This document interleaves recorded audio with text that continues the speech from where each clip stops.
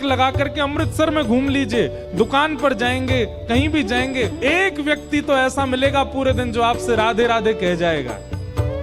क्यों? जब कोई आपसे राधे राधे बिना परिचय के बोल जाए, जय श्री कृष्ण बिना परिचय के बोल जाए, तो समझ जाना वृंदावन रीझ गया, सदगुरु रीझ गए, ठाकुर रीझ गए हमसे।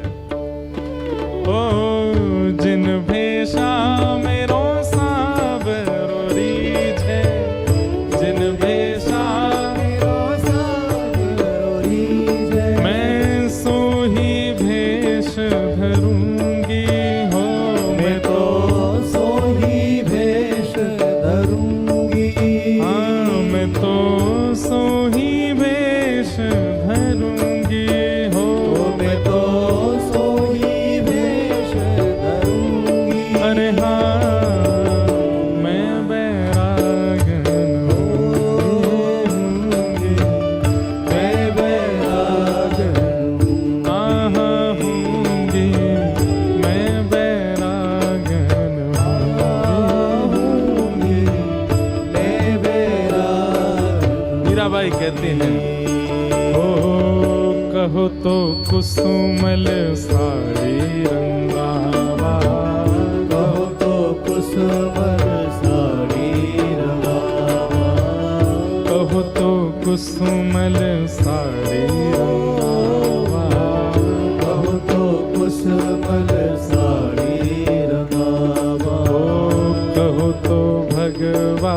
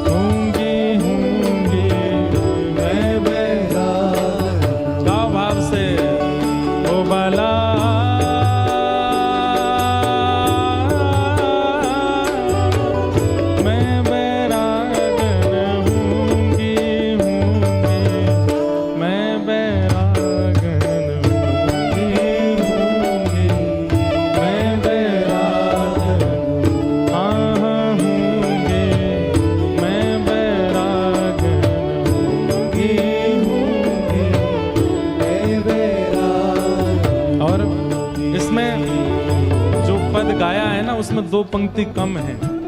क्या कहते हैं मीराबाई?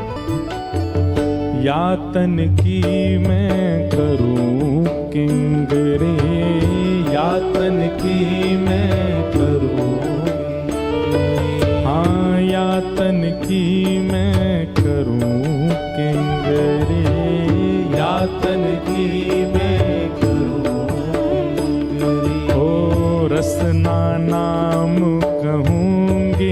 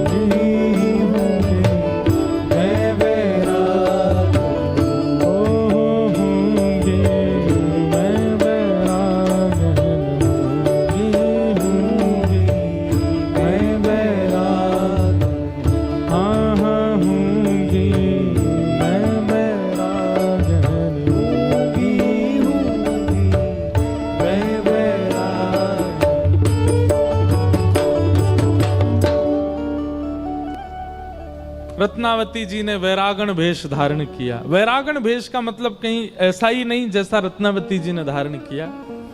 किसी भी प्रकार से हम अब ठाकुर जी को जो प्रिय लगता वैसे रहेंगे, वही वैरागण भेष। मूल रूप से तो गुरु के द्वारा प्रदत्त तिलक विराजमान हो और कंठी विराजमान हो, वस्त्र ज्यादा, एक बात कहते हैं बुरा नहीं मानना, ज्यादा वैष्णव टिप टॉप बन के नहीं रहता है। टिप टॉप तो लाला बन के रहे, टिप टॉप तो श्री जी बन के रहेंगे, वैष्णव तो सरल रहता है, सहज रहता है। वो तो सीधा श्रृंगार है उसका, उसका श्रृंगार नाम है, उसका श्रृंगार दर्शन है, उसकी श्रृंगार कथा है। वो सामाजिक श्रृंगार में नहीं रहता। और मैं तो ऐसा कहूं कि वैष्णव तो ऐसा बन के रहे कि काउदना ठाकुर जी को दया आ जाए, ठाकुर जी पकड़ के श्रृंगार कर दें। आ जा तू ऐसा डोलो अल्लाह, मैं तेरा श्रृंगार करूं। रत्नावती जी ऐसे रहने लगी।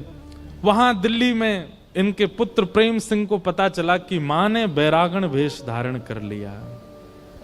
निडर हैं, कोई भय नहीं है उनको राजा का, राज परिवार का। रहने लगी, लोग क्या कहेंगे इससे कोई चिंता नहीं उनको।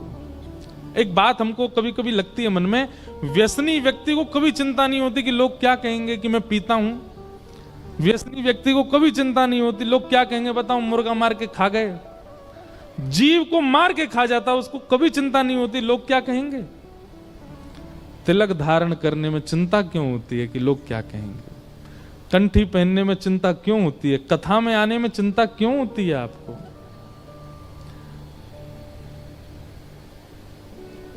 कम से कम मांस मदिरा के कहलाना आजकल फैशन हो गया है क्या। कितनी विचित्रता, ये कलयुग नहीं है तो क्या है। हमको चिंता हो जाती है कि लोग क्या कहेंगे, हमने तिलक लगा रखा है।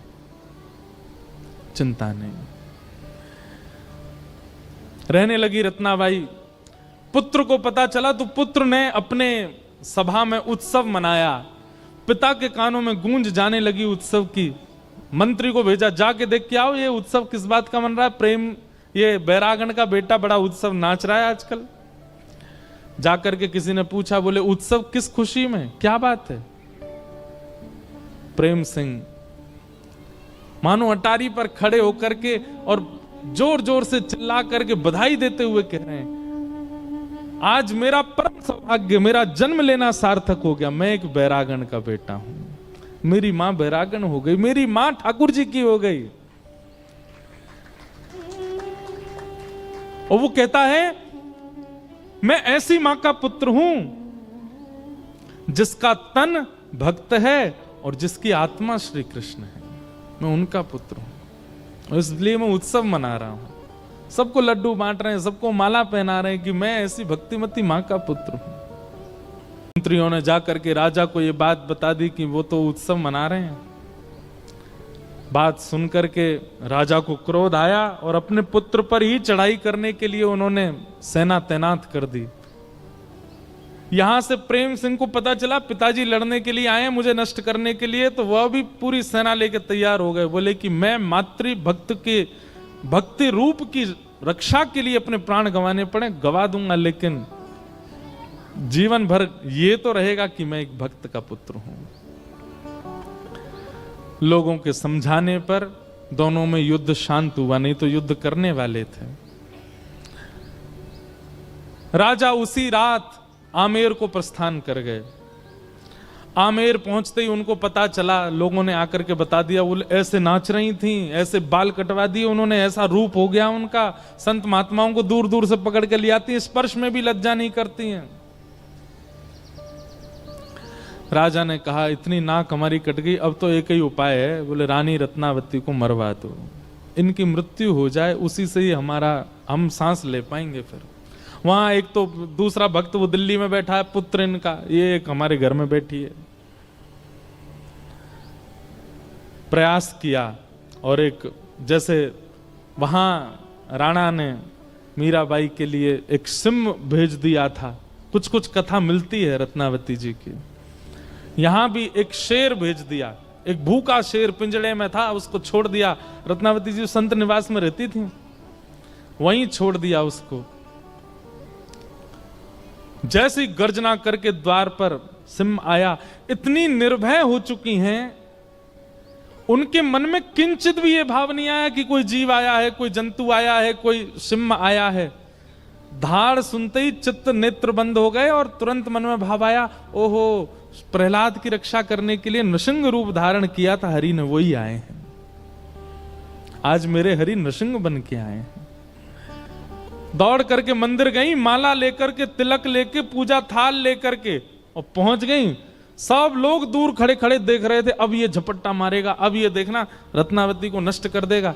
रत्नावती जी गई, जाकर के पहले तो दंडवत प्रणाम किया और दंडवत प्रणाम करके उस सिंह के चरणों को ही देखती रही, मुख नहीं देखा। क्योंकि भागवत जी में ऐसा वर्णन है कि श्री प्रहलाद जी ने नरसिंह भगवान का मुख नहीं देखा था, चरण ही देख रहे हैं। समीप जाकर के तिलक किया, बिल्कुल हाथ भी नहीं कांप रहे उनके, माला पहनाई, आरती करी और नैवेद्य पधरा दिया। सब लोग देख करके अचंभित रह गए और रानी रत्नावती के नेत्र सजल। बोले मैं जानती हूं आप सिंह बन के आए हो, अब मैं बहुत दूर नहीं हूं, कल कुर्म बन के आओगे, फिर कच्छप बन के आओगे, धीरे धीरे धीरे धीरे यही स्वरूप आपका त्रिभंग लली में परिवर्तित हो जाएगा और एक दिन मेरे सामने साक्षात मेरे श्याम सुंदर होंगे। ये तो प्रारंभ है, मैं समझ गई हूं। पहले आप संतों के भेष में आते थे, अब आप नृसिंह रूप में आए हो। अब कल आप कुर्म बनोगे, फिर कच्छप बनोगे और फिर एक दिन मेरे श्याम सुंदर बनोगे। ये तो रत्नावती हैं जो कि सिंह में ठाकुर जी को देख रही हैं। वहां हमारे नामदेव जी महाराज, वो तो भूत में ठाकुर जी देख रहे थे। भूत आ गया सामने, बार बार रूप बदलने लगा। नामदेव जी बोले जय हो महाराज, प्रणाम आपकी, जय हो पंडरीनाथ। भूत बोला मैं पंडरीनाथ नहीं हूं, मैं भूत हूं। बोले नहीं तुम झूठ बोल रहे हो, इतने रूप बदलने की सामर्थ्य मेरे परमात्मा में, किसी भूत में नहीं है। महाराज इतने विश्वास से प्रणाम किया भूत को कि भूत का तो उद्धार हो गया, ठाकुर जी प्रकट हो गए। हमारे चित्त में ऐसा विश्वास मंदिर में जाके ठाकुर जी के प्रति ना हो, मानवन में तो बहुत दूर की बात। वैसे ये चरित्र सुनकर के हमको एक छोटी सी बात मन में आती है कि जिनको सिंह देख करके भय नहीं लगा, कभी हमारा भजन चल रहा हो और भजन के बीच में कोई ऐसा जीव आ जाए सन्मुख, जब मुझे छिपकली से बहुत डर लगता है। मेरे को मन में आया सच में रत्नावती जी का चरित्र पढ़ते कि उनको सिंह से भय नहीं लगा, हमको छोटी सी वो जीव से डर लग जाता है। अब इस भय पे काम करना चाहिए, क्योंकि हमने उसको जीव दृष्टि रखी है, इसलिए उससे भय लगता है। उसके प्रति भी ठाकुर जी की दृष्टि हो, पर पता नहीं क्यों उसके प्रति होती नहीं हमारी ठाकुर जी की दृष्टि। सब में ठाकुर जी दिख जाते, छिपकली में ना देखें बस।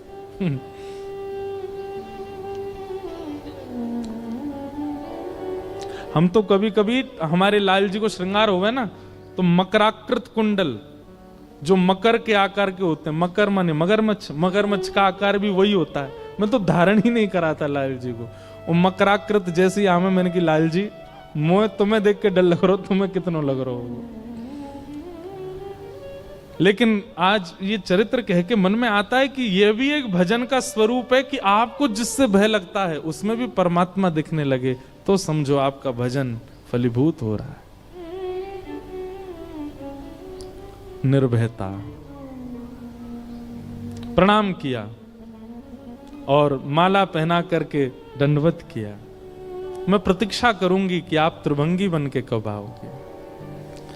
ये प्रणाम किया, सिंह पीछे मुड़ गया और जितने लोग उसको पिंजरा में पकड़ के ले गए थे और वहां खड़े थे छिप छिप के, उस सिंह ने जा करके उन सबको नष्ट किया, दूर जंगल में भाग गया। ये बात राजा को पता चली। सब ने जाके बोला वो तो माला पहना रही थी, तिलक कर रही थी, आरती कर रही थी, भोग नैवेद्य पधरा रही थी। कुछ नहीं कहा उसने। तब राजा के चित्त में चेतना जगी कि रत्नावती की भक्ति सामान्य नहीं है। और राजा गए रत्नावती जी से मिलने के लिए उनके भवन में, उनके कक्ष में। राजा ने जाकर के प्रणाम किया। रत्नावती जी रहती संत निवास में थी, राजकीय आभूषणों का ना प्रयोग करती थी, ना वहां से कोई चीज लेती थी। पिता ने दहेज देते समय जितनी सामग्री दी थी उन्हीं को बेक बेक करके अपना ठाकुर जी का भोजन और ठाकुर जी का श्रृंगार तैयार करती थी। राजा का 1 रुपया प्रयोग में नहीं लेती थी।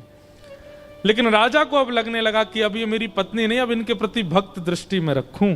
चरणों में प्रणाम करके कहा, आप, ये भवन आपका है, ये महल आपका है, मैं आपका दास हूं, सब आपके हैं, आप स्वीकार करो। रत्नावती जी कहती नहीं, अब नहीं, हमारे गोपाल जी सब व्यवस्था हमारी कर रहे हैं, अब तो बस प्रतीक्षा है कि कब श्याम सुंदर मिलें। और बस ये जीवन का अंत हो जाए। इस प्रकार अपने कुल का, संपूर्ण राजवंश का, आमेर वंश का कल्याण किया श्री भक्तिमती रत्नावती जी। कितने भाव सीखने को मिले रत्नावती जी से कि भगवत चर्चा सुनाने वाला कौन है, कैसा है, ये विचार नहीं करना है। वो अगर दास भी है तो उससे भी सुनो। दूसरा, भगवत चर्चा जीवन में आने के बाद गति प्रतिदिन बढ़नी चाहिए। 10 नामा अपराधों में एक अपराध बताया गया कि आज जितना ठाकुर जी से प्रेम है, कल यदि उससे दुगना नहीं हो रहा है तो आप कहीं अपराध कर रहे हो भक्ति में। प्रतिदिन आपका प्रेम बढ़ना चाहिए। यदि वो प्रेम बढ़ता नहीं है, केवल उतना ही है जितना पहले था, आप किसी का भी नाम ले लीजिए, जितने भी भक्त चरित्र कहे जाते हैं, सब भक्तों के प्रेम बड़े हैं प्रतिदिन। और हमारा उल्टा है, हम पहले तो बढ़ते हैं और फिर एक स्थिति में आने के बाद हम गिरने लग जाते हैं। वहां से हमारा प्रेम, हमारा स्वभाव, हमारा व्यवहार, हमारी स्थिति पर घटती है। ये अपराध के कारण होता है। और इसमें सबसे ज्यादा वैष्णव अपराध। हम आपसे बार बार कहेंगे भक्त अपराध से बचिए। और अनजाने में भी होता है तो भी जितने वैष्णव दिखते हैं सबसे क्षमा मांगो। ये प्रेम घटना नहीं चाहिए, तो बढ़ना चाहिए।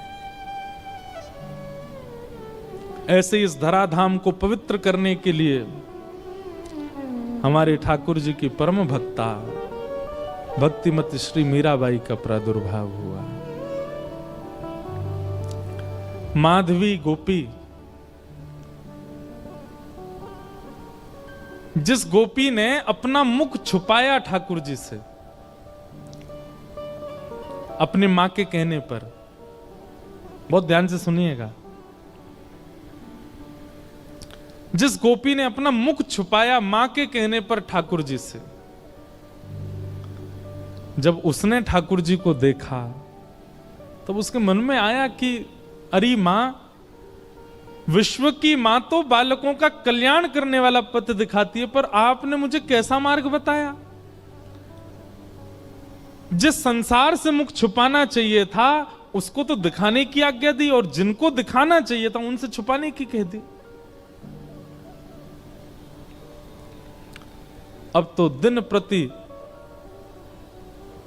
बस कृष्ण मन, कृष्ण तन, कृष्ण ही हमारो धन, बस कृष्ण देखें कैसे भी। कल थोड़ी कथा में कह चुका था पहले, समय आया इंद्र पूजा बंद करके सब ब्रजवासी गोवर्धन पूजा करने के लिए गए, और 84 कोस के जितने ब्रजवासी हैं सब इकट्ठे भये। और वहीं इंद्र ने जब कोप करके वर्षा की, 7 बरस के ठाकुर जी ने 7 कोस लंबे चौड़े गिरिराज पर्वत को अपनी बाम हस्त की कन्नी उंगली पर धारण किया। और जैसे ही ठाकुर जी ने गिरिराज जी धारण किए, दूर दूर खड़े हुए लाखों ब्रजवासी सब गिरिराज जी के समीप आ गए, सब भीतर आके खड़े हो गए। सब में आपस में चर्चा चल रही। अब गिरिराज जी 7 कोस लंबे हैं और दूर दूर वाले ने तो ठाकुर जी दिखे ही नहीं रहे हैं। सब बस ये कह रहे हैं, नंद के लाला ने गिरिराज जी उठा लिए, नंद के लाला ने पर्वत उठा लियो, नंद के लाला ने पहाड़ उठाने में पड़ी। तब माधवी बोली, शायद अब तो सबके बीच में ठाकुर जी अब तो दिख ही जाएंगे, क्योंकि जब जब श्याम सुंदर को देखने माधवी जाती, नेत्रों में जल आ जाता, धुंधलापन आ जाता, ठाकुर जी दिखते नहीं, क्योंकि शाप दे दिया ठाकुर जी ने। और ये शाप नहीं है, ये शाप नहीं है, ये विरह है। बंधुओं, हम एक बात निवेदन करें, मीराबाई का चरित्र या तो हम स्पर्श करते नहीं हो, करवा रहे हो तो फिर अच्छे से ही सुनियो। इस स्थिति में ना आना पड़े इसकी प्रार्थना कीजिएगा, क्योंकि अब कलिकाल ऐसा बचा नहीं है कि आप इसको सहन कर पाओ।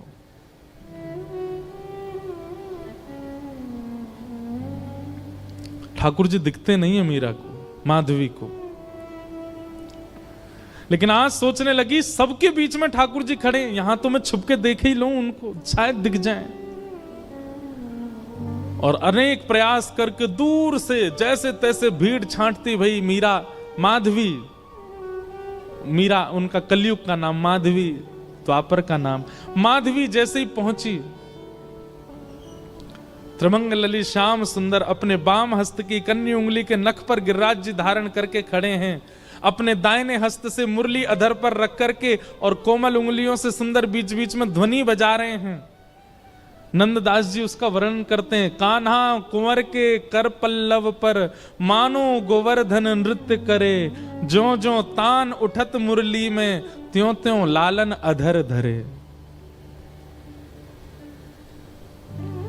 मेघ मृदंग मृदंग बजा, मेघ मृदंगी मृदंग बजावे, मेघा को जल यों ज्यों झरे। ग्वाल ताल दैनी को गावे, गायन को जो सुर भरे। देत आशीष सकल ब्रज नारी, नंद दास के तिमिर हरे। कान्हा कुंवर के, ठाकुर जी पता कि महाराज जी अगर ये नंददास जी को पद देखो, इस पद के अनुसार बहुत ध्यान से सुनना, हमारे श्री गिरधर लाल जी ऐसे खड़े, ऐसे नहीं, ऐसे, उनके ये चारों भुजाएं ऊपर हैं। तब हमें एक वैष्णव ने बताया, बोले ठाकुर जी कैसे कर रहे हैं पता है, सब ब्रजवासी खड़े हैं और श्री गिरिराज जी ठाकुर जी से कह रहे हैं, हे जय जय, मेरा स्वरूप इतना विशाल है कि मैं महाराष्ट्र में तो आ ना पाऊंगा, लेकिन आपके हस्तकमल और मेरे हस्तकमल मिले ने, ये 7 दिना तक मेरे संग रास ही कर लो। ठाकुर जी गिरिराज जी के संग रास कर रहे हैं, तो कभी ठाकुर जी ऐसे रहते हैं और फिर नेक ऐसे उछाल के फिर ऐसे ले लें, फिर ऐसे ले लें, फिर ऐसे ले लें, फिर यूं कर लें, कभी यूं कर लें, कभी ऐसे कर लें, मानो बार बार अपनी उंगलियों पे नर्तन करवा रहे हैं श्री गिरिराज जी को ठाकुर जी। अद्भुत छवि है। तभी माधवी पहुंची। जैसे ही ठाकुर जी के समीप पहुंची है, उस स्थान पर पहुंची जहां ठाकुर जी खड़े हैं, जैसे ही नेत्र भर के ठाकुर जी को देखने का प्रयास किया, जल भर आया नेत्रों में। मानो जैसे कोई धुंध आ गई हो, खूब मीड़ रही है, अपनी आंखों को मीड़ मीड़ के लाल कर लिए हैं, लेकिन ठाकुर जी दिख नहीं रहे हैं। आज पीड़ा असहनीय हो गई माधवी की। अर्धरात्रि का समय ठाकुर जी के चरणों से लिपट गई और बोली, मैंने इतना बड़ा अपराध किया कि आप मुझे दिख ही नहीं रहे हो। हे श्याम सुंदर, अब पीड़ा मत दो, अब दिख जाइए, एक क्षण दिख जाइए, आप दिखें और मैं प्राण त्यागूं, बस मुझे और कुछ नहीं चाहिए। ठाकुर जी बोले, माधवी तेने मुझको अपना रूप नहीं दिखायो। माधवी बोली, देख लो, मैं सामने खड़ी हूं, अब देख लो मेरे नेत्र, मेरे मुखमंडल को देख लो, जैसे चाहो देख लो, पर मेरे ऊपर तो ये जो दोष है ये हटाओ, मुंह को देखन दो आपको। ठाकुर जी बोले, अब तो माधवी ये पीड़ा तुमको ने सहनी पड़ेगी, क्योंकि वस्तु का मूल्य तब चित्त में ज्यादा बढ़ता है जब वह वस्तु समीप हो पर मिले ना। और प्रेम लक्षणा भक्ति में जितना विरह होगा, जितनी व्याकुलता होगी, जितनी तड़प होगी, उतना वह प्रेम पुलकित होगा, उतना वह प्रेम लक्षणा भक्ति का इत्र महकेगा और दूसरों को महकाएगा। कलिकाल में लोगन के चित्त में श्रद्धा होगी, विश्वास होगो, लेकिन प्रेम नहीं होएगो। उनके चित्त में प्रेम प्रकट करवे के काजी, मैं तो नहीं आऊंगो तो को भेजूंगो, और वाक्य काजे तोए या जन्म में मेरे रूप के दर्शन को त्याग करना पड़ेगो, थोड़ो सहनो पड़ेगो। मीराबाई ने सहा है हमें और आपको प्रेम देने के लिए। मैं और आप आज जिस प्रेम के मार्ग पर चल रहे हैं, जिस प्रेम की एक बिंदु हमारे ऊपर गिरती है, वह बिंदु के अधिकारी हम मीराबाई की वजह से बने हैं, क्योंकि उन्होंने द्वापर में दर्शन का त्याग किया है। त्याग नहीं, विरह सहा है, वो तड़पी हैं ताकि हमें प्रेम दे सके। माधवी बोली, मुझे बस अवधि बता दीजिए, कम से कम एक अवधि पता होगी तो मैं उस अवधि के सहारे रह लूंगी कि इतना समय लगेगा आपके दर्शन में। एक अवधि बता दो, 10 वर्ष, 50 वर्ष, कितने वर्ष लगेंगे। अवधि सुनकर के तो माधवी गिर पड़ी, रोने लगी। ठाकुर जी बोले, एक युग।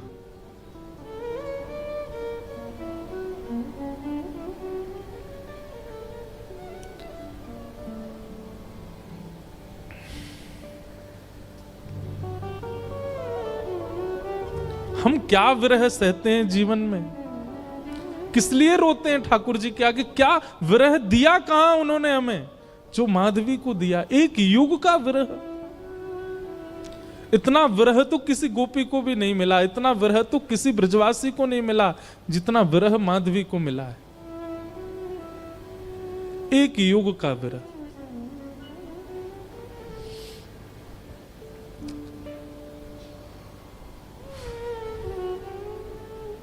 लेकिन क्या करे, प्रतीक्षा के अलावा और कुछ नहीं है जीवन में। चरणों में रोती हुई माधवी जाने लगी। और एक वैष्णव का स्वरूप नहीं है आत्म दाह करना, चाहे तो त्याग दे शरीर, लेकिन नहीं। अब कृष्ण ने कहा है कि प्रतीक्षा करो तो करनी है।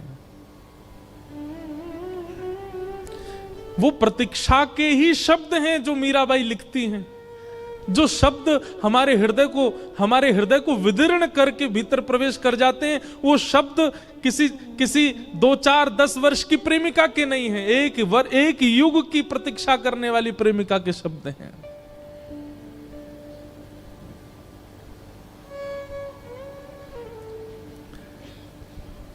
प्रतीक्षा कर रही है। और द्वापर युग का विश्राम हुआ, माधवी का पांच भौतिक देह विश्राम हुआ, कलिकाल का प्रारंभ हुआ। और इसी कलिकाल में जैसे गंगा प्रकट होने से पूर्व कहती है कि मुझे धारण करने लायक है कोई पृथ्वी में, तब हिमालय ने अपनी गोद पसारी। ऐसे ही ऐसी प्रेम लक्षणा, ऐसी प्रेम की पराकाष्ठा स्वरूपा वो माधवी, उनको धारण करने वाला कोई वंश है। तब मेड़ता का राव दूधा जी का परिवार सौभाग्यवंत हुआ और शरद पूर्णिमा के दिन भक्तिमती मीराबाई का प्रादुर्भाव हुआ। वही माधवी कलयुग में मीरा बन करके प्रकट हुई। मीराबाई का वास्तविक नाम मीरा नहीं है, मिहिरा नाम है। जैसे नरसिंह मेहता जी का वास्तविक नाम नृसिंहराम मेहता, ऐसे ही मीराबाई का मूल नाम मिहिरा है। जन्म हुआ राव दूधा जी के कुलीन परिवार में। बाल्यकाल से ही मीराबाई का स्वरूप स्वभाव अन्य बालकों से बिल्कुल भिन्न है। बहुत शांत प्रशांत स्वभाव की हैं। एक चंचल बालक की तरह ऐसी चंचलता, चपलता, चतुरता नहीं है उनके चित्त में। बहुत सरल, छोटी सी बात पर रीझ जाने वाली, मान जाने वाली, प्रसन्न हो जाने वाली मीरा है। राव दूधा जी के घर में मीरा का जन्म होने का कारण यह है, ध्यान से सुनिएगा। एक वैष्णव बालक यदि आपके घर में जन्मेगा, कोई बालक आपका भविष्य में चलकर के वैष्णव होगा, उसके पीछे कारण क्या होगा? राव दूधा जी एक दिन भी बिना हरि चर्चा के व्यतीत में, एक बार को कोई राजा आ जाए उसके स्वागत सम्मान में कोई कमी हो सकती है, लेकिन मेड़ता में कोई महापुरुष संत आ जाएं, उनके स्वागत के लिए स्वयं राव दूधा जी जाते हैं। और नित्य प्रतिदिन नवीन नवीन संतों का आगमन होता है, अयोध्या से, ब्रजधाम से, द्वारिका से। एक बात कहें बंधुओं, अपने घर के द्वार सबके लिए बंद रखो, पर भगवत भजनानंदी वैष्णवों के लिए कभी नहीं। सदा ऐसा प्रयास करो कि आपके यहां कोई ना कोई आता ही रहे। अगर एक सप्ताह तक कोई ना आवे तो आपके चित्त में चिंता होनी चाहिए कि कोई आया क्यों नहीं। किसी को फोन करके जबरदस्ती टिकट करके बुलाओ, आ जाओ, हमारे घर पर रहो।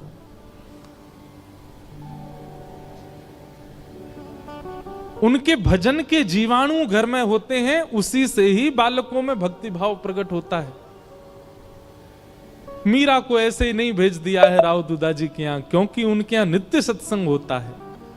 वर्षों से, मीरा के जन्म से पहले से ही नियम है सत्संग का। धीरे धीरे मीराबाई बड़ी होने लगी, कथाएं सुनती हैं। जोशी जी कथा सुनाने के लिए आते हैं, मीराबाई सुनकर के प्रसन्न हो जाती हैं, प्रश्न पूछती हैं, ऐसे ऐसे प्रश्न पूछती हैं कि जोशी जी ही स्तब्ध हो जाते हैं। मीराबाई का स्वभाव ऐसा बताया गया कि कोई पूछता कि आप कौन हो, तो मीराबाई अपना परिचय ऐसा नहीं देती कि मेड़ता नरेश महाराज राव दूधा जी की मैं पौत्री हूं, बल्कि अपना परिचय ऐसे देती हैं, परम गौभक्त संत सेवी परम सत्संगी श्री ठाकुर जी राधा माधव की नित्य लीला नित्य सेवा में प्रवीण श्री राव दूधा जी की मैं पौत्री हूं। वो कभी ऐसा परिचय नहीं देती हैं कि इतने बड़े राजा घराने की मैं पुत्री। ये गुण भागवत में लिखा है कि परम भागवत कभी भी अपने उच्च कुल, अपनी जात, अपनी आदि आदि के प्रभाव में नहीं रहता। मीराबाई ऐसी